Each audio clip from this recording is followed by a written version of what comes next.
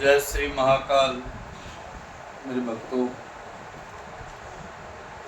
आज हम आपको बताएंगे कि भाग्य और कर्म में क्या अंतर है। भाग्य और कर्म में क्या अंतर है, आज हम आपको बताएंगे।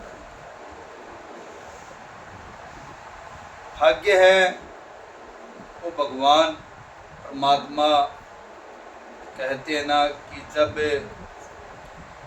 किसी औरत के पेट में जब 9 महीने तक बच्चा रहता है, उसी वक्त भगवान उसका भाग्य निश्चित कर देता है। उसका जन्म, उसका मरण, उसका शादी विवाह, संतान, उसकी तरक्की, उसकी कामयाबी और उसको जीवन में आके क्या सुख मिलेगा, क्या सुख नहीं मिलेगा। भगवान जब बच्चा पेट में पलता है, उसी वक्त उसके कर्म पहले ही लिख देता है। और कहते हैं कि कर्म बड़ा होता है या फिर भाग्य। भाग्य के बारे में मैंने आपको बताया। अब आपको हम बताने जा रहे हैं कर्म के बारे में, क्योंकि मैंने आपको बताया है कि भाग्य और कर्म दोनों अलग अलग हैं। अब हम बात करते हैं कर्म पे। कर्म पे बात हम कर रहे हैं कि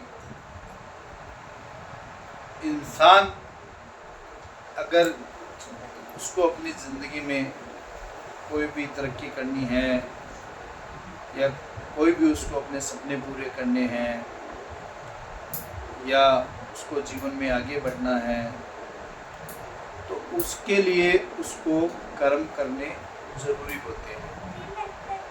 बिना कर्म किए आप भाग्य को नहीं बदल सकते, कि भाग्य भगवान ने आपका लिखा है, पर कर्म आपको करने पड़ेंगे। अब कर्मों से आपको आपके जीवन में ये पता लगेगा कि जो आपके भाग्य में लिखा है वो सही है या गलत है। आप काफ़ी अपने दोस्तों में, मित्रों में जाते हो, अपने दोस्त मित्रों को गाइडलाइन देते हो, और वो गाइडलाइन से आपके दोस्त मित्र आगे बढ़ जाते हैं, तरक्की करते हैं, बट आपने खुद अपने जीवन में कोई तरक्की नहीं की। तो इसके पीछे ये है कि आपके कहीं ना कहीं जो कर्म है वो आपके कमज़ोर है। क्योंकि कर्म आप करोगे तभी आप प्रधान बनोगे, वरना ये संभव नहीं है कि इंसान बिना कर्म किए हुए। जैसे हम आपको बताने जा रहे हैं कि एक राजा था, उसका एक द्वारपाल था।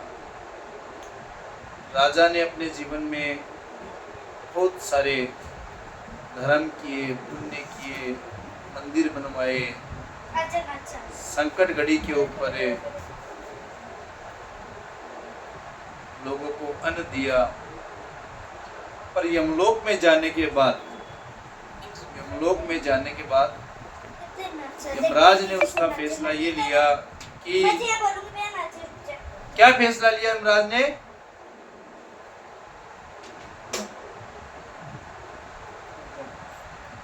कि आपको यहाँ पे नरक में जाना पड़ेगा। परंतु वही एक द्वारपाल था जिसने कभी जिंदगी में कोई कर्म नहीं किया, कभी कुछ नहीं किया,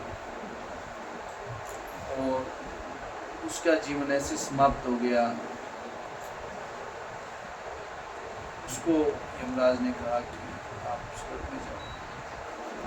तो राजा और वो एक